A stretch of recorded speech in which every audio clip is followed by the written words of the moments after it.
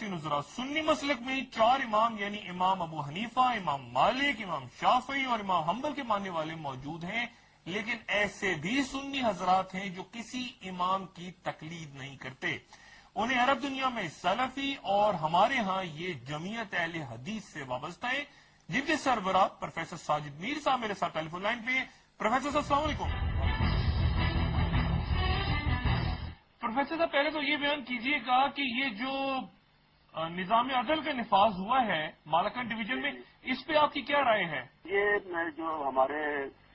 بھائی ہیں مالکان ڈویژن کے سواد کے پاٹا ریگولیشن ختم ہونے کے بعد ان کا دیرینہ مطالبہ تھا. آپ جانتے ہیں کہ یہاں شرعی نظام جو ہے یا قاضی کوش کا نظام جو ہے وہ نافذ کیا گیا. وہ پورا نہیں ہوا مطالبہ. بینظیر بھٹو صاحب کے دور میں، غالباً میاں نواز شریف صاحب کے دور میں بھی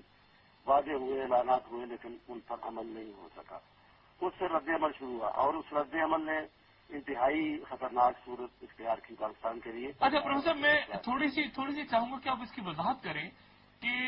وہاں پہ جو طالبان ہیں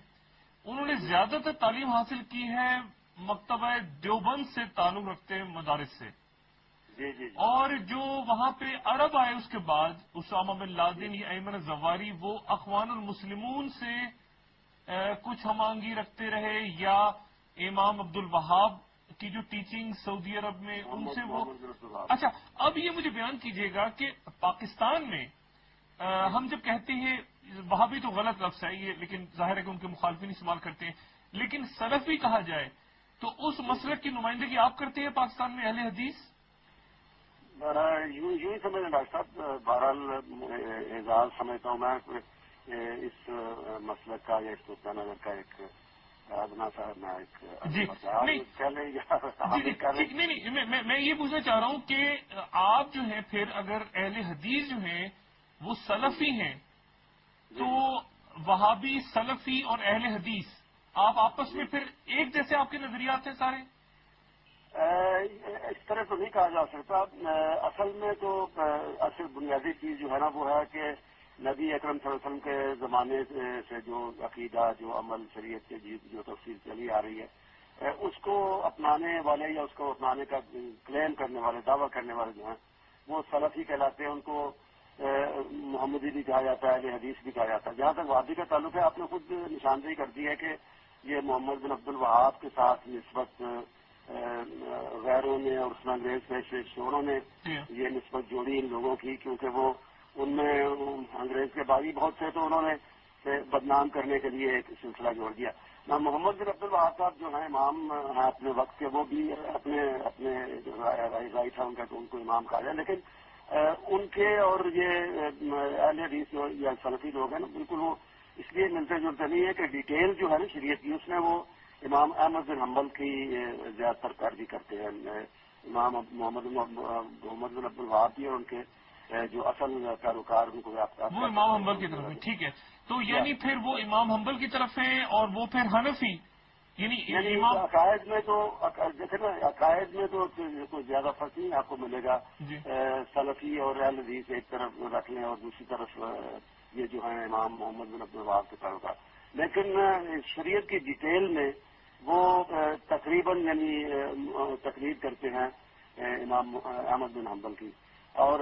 یہ سلفی لوگ جو ہیں وہ ہم لوگ یہ کوشش کرتے ہیں کہ ڈائریکٹلی قرآن و حدیث سے رہنمائی حاصل کی جائے. اچھا اب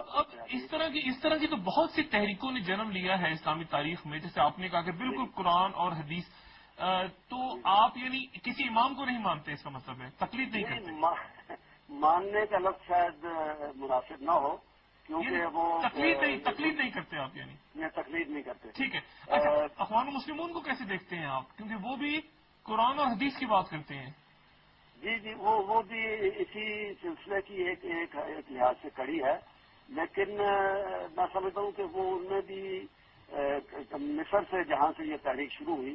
ان میں یعنی شافعیت کا خاصا اثر ہے. بلکہ ایک طرح سے جس طرح میں محمد بن عبد الوہاب صاحب کے کاروباروں کے بارے میں بات کر رہا تھا، یہ بھی یعنی ڈیٹیلز میں سمجھتا ہوں کہ امام شافعی کے کافی حد تک پابندی کرتے ہیں ان کی شکایت. اچھا یہ بتائیے کہ اب یہ جو مالکان کی صورتحال ہے، میں تھوڑا سا اس لیے اس بات سے بحث کر رہا ہوں کہ وہاں پہ ظاہر ہے کہ بنیادی اصول مذہب کے، شریعت کے، ان پہ تو کوئی بحث نہیں ہے، لیکن اب چونکہ دیوبند، سلفی اور تحریک نفاذ شریعت محمدی، صوفی محمد صاحب جو جماعت اسلامی میں پہلے رہے پھر وہ الگ ہو گئے، اور وہاں پہ پھر عرب سے لوگ بھی آ رہے ہیں، ظاہر ہے اس میں اخوان سے متاثر لوگ ہیں جو امام شافعی کے قریب ہیں، آپ کہتے ہیں امام عبد الوہاب، تو وہاں پہ جو شرعی نظام ہے آپ کو کیا لگتا ہے کس طرح سے اس کا نفاذ کیسے ہوگا؟ یہ آپ درست کہتے ہیں کہ اس علاقے میں جو اساتذہ ہیں، جو مدارس ہیں، ان پہ دیوبندیت کی چھاپ ہے زیادہ، تو یعنی دوسرے لفظوں میں حنفیت کی، تو یہ اب وہی ہے، اس کو ظاہر ہے کہ اس کو انٹرپریٹ وہ اپنے طریقے سے کریں گے شریعت کو اسی تقلید کے رخ سے، لیکن ایک اچھی بات جو مجھے نظر آئی ہے اس میں، اس نظام میں جو اب نافذ ہوا ہے، تو اس میں جس طرح پاکستان کے آئین میں بھی ہے، اللہ کے اس پر عمل ہو، لیکن بہرحال پروویژن اس کے اندر مجھے یہ نظر آئی کہ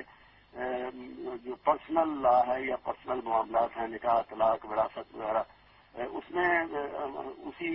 مسلک کے مطابق فیصلے ہوں گے، قاضی بھی کریں گے،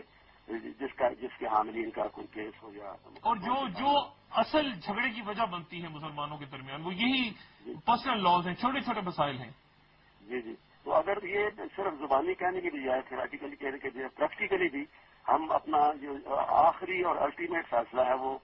قرآن و حدیث سے لیں اور فقہ کی پیروی کرتے رہیں، لیکن جہاں کوئی تھوڑا